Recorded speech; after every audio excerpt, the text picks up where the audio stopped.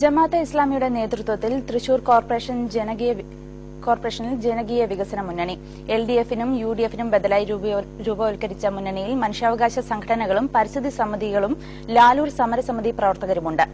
വരുന്ന തദ്ദേശ സ്വയംഭരണ തെരഞ്ഞെടുപ്പിൽ മുഴുവൻ ഡിവിഷനുകളും മത്സരിക്കാനും സമിതി തീരുമാനിച്ചു. അഴിമതിമുക്ത ഭരണമാണ് മുന്നണിയുടെ ലക്ഷ്യം.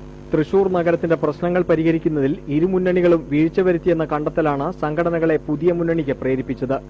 ടൗൺഹാളിൽ നടന്ന പ്രഖ്യാപന കൺവെൻഷനിൽ ജമാഅത്തെ ഇസ്ലാമിയുടെയും സോളിഡാരിറ്റിയുടെയും പ്രവർത്തകരായിരുന്നു ഏറെയും. ഇതിനു പുറമെ മദ്യവിരുദ്ധ സമിതിക്കാരും മനുഷ്യാവകാശ സംഘടനാ നേതാക്കളും പരിസ്ഥിതി പ്രവർത്തകരും പങ്കെടുത്തു.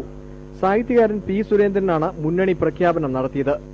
സോളിഡാരിറ്റിയുടെ രാഷ്ട്രീയ തത്വങ്ങളിൽ താൻ വിശ്വസിക്കുന്നില്ലെന്നും അഴിമതിയില്ലാത്ത ഭരണമുണ്ടാകണമെന്ന താൽപര്യം കൊണ്ടാണ് കൺവെൻഷനിൽ പങ്കെടുത്തതെന്നും സുരേന്ദ്രൻ പറഞ്ഞു.